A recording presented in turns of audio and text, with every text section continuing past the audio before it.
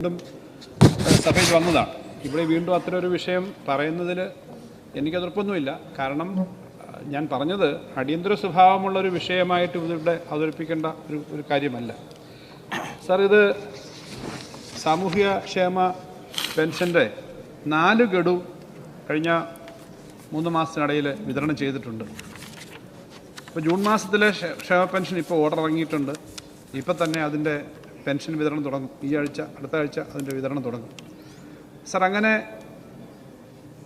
കഴിഞ്ഞ 3 മാസത്തിനകം 8,000 രൂപ ഓരോ വ്യക്തിക്കും, ഏകദേശം 60 ലക്ഷത്തിലധികം ആളുകൾക്ക് കൊടുക്കുന്ന ഒരു പദ്ധതിയാണിത്, പരിപാടിയാണ്. അതിപ്പോൾ നടക്കുകയാണ്, അത് കൊടുക്കാൻ പോവുകയാണ്. അപ്പോൾ അതുകൊണ്ട് അതിനകത്തൊരു അടിയന്തര സ്വഭാവമുള്ള വിഷയമായിട്ട് കൊണ്ടുവരേണ്ട കാര്യമില്ലായിരുന്നു. എങ്കിലും ഇത്തരം ഒരു വേദിയിൽ കേരളത്തിലെ ഏറ്റവും കൂടുതൽ പ്രതിപക്ഷം ഈ കാര്യം പറയുന്ന ഒരു വിഷയമെന്ന നിലയിൽ, അല്ലെങ്കിൽ ഇതിൻ്റെ പേരിൽ മുതലെടുപ്പ് നടത്താനായിട്ട് ശ്രമിക്കുന്നൊരു വിഷയമെന്ന നിലയിൽ ചില കാര്യങ്ങൾ പറയേണ്ടതുണ്ട് എന്നുള്ളത് കൊണ്ട് ചില കാര്യങ്ങൾ പറയാം. പിന്നീട് അവതാരകൻ പറഞ്ഞതിന് ശേഷം മറ്റു കാര്യങ്ങൾ പറയാം.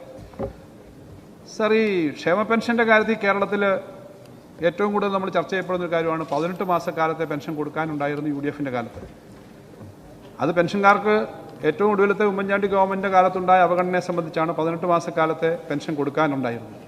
പക്ഷേ സാർ, ഈ 1ഉം 2ഉം പിണറായി സർക്കാരുകൾ വന്നതിന് ശേഷം 96 മാസം കൊണ്ട് ഇതിനകം വിതരണം ചെയ്തത് 109 മാസക്കാലത്തെ ക്ഷേമ പെൻഷനാണ്. സാർ, 5 മാസത്തെ പെൻഷൻ ഡ്യൂസ് ഉണ്ട്. അതിവിടെ നേരത്തെ പറഞ്ഞാണ്, 5 മാസക്കാലത്തെ പെൻഷൻ ഡ്യൂസ് ഉണ്ട്. പക്ഷേ ഈ മാസം തന്നെ ഒരു ഗഡുവും കൂടി കൊടുക്കുകയാണ് സാർ.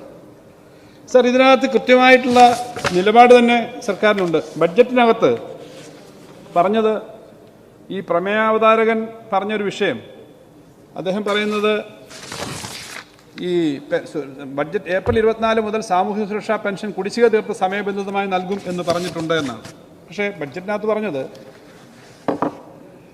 ഈ വരുന്ന സമയത്ത്, ഈ വരുന്ന കാലയളവിൽ ചെയ്യുന്നതിനെ പറ്റി വളരെ കൃത്യമായി അതിനകത്ത് പറഞ്ഞിട്ടുണ്ട്. അത് പറഞ്ഞത് ഏപ്രിൽ മാസം മുതൽ കൃത്യമായി മാസം തോറും പെൻഷൻ കൊടുക്കും. അതിനകത്ത് 528-ാമത്തെ പാരഗ്രാഫിൽ പറയുന്നു, അടുത്ത സാമ്പത്തിക വർഷം കൃത്യമായും സമയബന്ധിതമായും സാമൂഹ്യക്ഷേമ പെൻഷൻ കൊടുത്തു തീർക്കാനുള്ള പ്രത്യേക നടപടികൾ സർക്കാർ തീരുമാനിക്കും. സാർ, അതിൻ്റെ നടപടി തുടങ്ങിയെന്നുള്ളത് കൊണ്ടാണ് മാർച്ചിൽ, ഏപ്രിലിൽ, മെയ്യിൽ 4 ഗഡു കൊടുത്തു. ഇപ്പോൾ ഈ മാസം കൊടുക്കുമെന്ന് ഞാൻ പറഞ്ഞത്. അത് കൃത്യമായി കൊടുക്കും.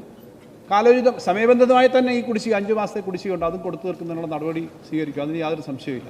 പക്ഷേ ഇതിനകത്ത് ഈ മുതലക്കണ്ണീരൊഴുക്കുന്ന ആളുകൾ, ജനങ്ങളിത് കാണുന്നുണ്ട് എന്നുള്ള കാര്യം മനസ്സിലാക്കണം സാർ. ഈ സർക്കാർ വന്ന സമയത്ത് 10,000-20,000 30,000 രൂപയൊക്കെ പെൻഷൻ കിട്ടിയ ഈ സർക്കാർ എന്ന് പറഞ്ഞാൽ 1-ാം പിണറായി സർക്കാർ 8 വർഷക്കാലത്തെ ഒരു തുടർച്ചയാണുള്ളത്. ആ സമയത്ത് 10,000-20,000 30,000 രൂപയൊക്കെ മേടിച്ച് പെൻഷൻ മേടിച്ച് നിൽക്കുന്ന ആളുകളുടെ ചിത്രങ്ങൾ വന്ന് നിങ്ങൾ ഓർക്കുന്നുണ്ടാവും. സാർ, ഇത് ചെയ്യുമ്പോൾ തന്നെ സംസ്ഥാന സർക്കാർ എന്താ നേരിടുന്നതെന്നുള്ളത് ഇവിടെയുള്ള എല്ലാവർക്കും അറിയാം സാർ. ഇത് സംസ്ഥാന സർക്കാർ തനത് വരുമാനം വർദ്ധിപ്പിക്കുന്ന സമയത്ത് തന്നെ മറുവശത്തു കൂടി അതിശക്തമായ ആക്രമണം, കേന്ദ്രത്തിൻ്റെ നിലപാടുകൾ കാരണം സംസ്ഥാനത്തിന് കിട്ടാനുള്ളത് കിട്ടുന്നില്ല എന്നുള്ള കാര്യം നമുക്കറിയാം. സാർ, ഇക്കാര്യത്തിനകത്ത് രാഷ്ട്രീയമായ എതിർചേരിയിലാണെങ്കിലും ഇക്കാര്യങ്ങൾ ഒരുമിച്ച് ചേർന്ന് സംരക്ഷിക്കേണ്ടവരാണ് നമ്മളെന്നാണ് ഞങ്ങൾ വിശ്വസിക്കുന്നത്.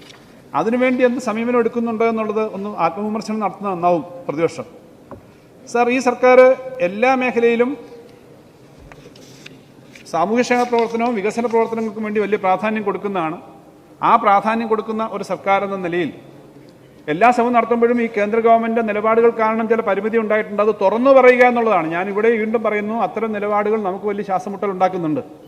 ഇപ്പോൾ വന്നിരിക്കുന്ന പുതിയ ഗവൺമെൻറ്റും അതേ നിലപാടുകളുമായിട്ടാണ് മുന്നോട്ട് പോകുന്നതെങ്കിൽ ആ നിലപാട് തിരുത്തിക്കാൻ വേണ്ടിയിട്ടുള്ള ശ്രമം നമ്മൾ നടത്തുകയും വേണം. സാർ, 2016 1-ാം പിണറായി സർക്കാർ അധികാരത്തിൽ വരുമ്പോൾ 33.99 ലക്ഷം ഗുണഭോക്താക്കളാണ് സാമൂഹ്യ സുരക്ഷാ പെൻഷൻ പദ്ധതിയിൽ പെട്ടിരുന്നത്. സാർ, അത് കഴിഞ്ഞ് 8 വർഷം കൊണ്ട് അത് 62 ലക്ഷമായിട്ട് ഉയർന്നു സാർ നമ്പർ. 2015-16 ഒരു മാസം പെൻഷൻ നൽകാൻ വേണ്ടത് 272 കോടി രൂപയായിരുന്നു സാർ. നിലവിൽ ഏകദേശം 900 കോടി രൂപയാണ് ഒരു മാസം പെൻഷനായിട്ട് വിതരണം ചെയ്യുന്നത്. സാർ, 5 വർഷക്കാലം UDF സർക്കാർ നൽകിയ ആകെ പെൻഷൻ തുക 5 വർഷം കൊണ്ട്, അത് ബഹുമാനപ്പെട്ട പ്രതിപക്ഷ അംഗങ്ങളും കൂടി ശ്രദ്ധിക്കുമെന്ന് ഞാൻ കരുതുന്നു, 5 വർഷക്കാലം കൊണ്ട് 9,311 കോടി രൂപയാണ് സാർ ആ സർക്കാർ പെൻഷൻ കൊടുത്തത്. പക്ഷെ 1-ാം പിണറായി സർക്കാർ 5 വർഷം കൊണ്ട് കൊടുത്തത് 35,154 കോടി രൂപയാണ് സാർ. സാർ, ഈ സർക്കാർ ഇതുവരെ 3 വർഷത്തിൽ 2024 മെയ് വരെ 27,278 കോടി രൂപ പെൻഷൻ വിതരണം ചെയ്ത് കഴിഞ്ഞു. സർ, ഒന്നാം പിണറായി സർക്കാരും രണ്ടാം പിണറായി സർക്കാരുമായിട്ട് കമ്പയർ ചെയ്യുമ്പോൾ തന്നെ 3 വർഷം കൊണ്ട് 35,000, 5 വർഷം കൊണ്ട് 35,000 കൊടുത്തത് 3 വർഷം കൊണ്ട് 27,000 കോടി കൊടുത്തു കഴിഞ്ഞു. സർ, ഈ തരത്തിൽ മുന്നോട്ട് പോവുകയാണെങ്കിൽ, ഇപ്പോഴത്തെ നിലയിൽ തന്നെ പോവുകയാണെങ്കിൽ 50,000 കോടി രൂപയെങ്കിലും പാവപ്പെട്ട പെൻഷൻകാർക്ക് ലഭിക്കും എന്നുള്ളതാണ് 5 വർഷം കൊണ്ട്. അതാണ് സർ കണക്ക്. അത്രയും കൊടുക്കുന്ന ഒരു സർക്കാരാണ്, കൊടുത്തുകൊണ്ടിരിക്കുകയാണ് സർ. സർ, 18 മാസക്കാലത്തെ കുടിശ്ശിക തീർത്തതിൻ്റെ കണക്ക് ഞാൻ പറഞ്ഞു. ആ പ്രസ്താവന ഞങ്ങൾ നേരത്തെ പറയുമ്പോൾ ഇപ്പോഴും ചെറുതായിട്ട് ഇങ്ങനെ ഇരുന്ന് അത് തർക്കമുണ്ടെന്നൊക്കെ പറയുന്നുണ്ടെങ്കിലും കൃത്യമായ കണക്കുള്ളതാണ് സർ. സർ, ഈ സമീപനമെല്ലാം നമ്മൾ എടുക്കുമ്പോൾ എന്താണ് UDF പ്രതിപക്ഷം എടുത്ത സമീപനം എന്നുള്ളത് പറയേണ്ടതാണ്. സർ, തെരഞ്ഞെടുപ്പ് സമയത്ത് നിങ്ങൾ ഈ കാര്യങ്ങളൊക്കെ പറഞ്ഞു. അന്ന് ബഹുമാനപ്പെട്ട പ്രതിപക്ഷ ഉപനേതാവ് ശ്രീ കുഞ്ഞാലിക്കുട്ടി സാഹിബിൻ്റെ സ്റ്റേറ്റ്മെൻറ്റ് ഞാനൊന്നുകൂടെ ഓർമ്മിപ്പിക്കുക.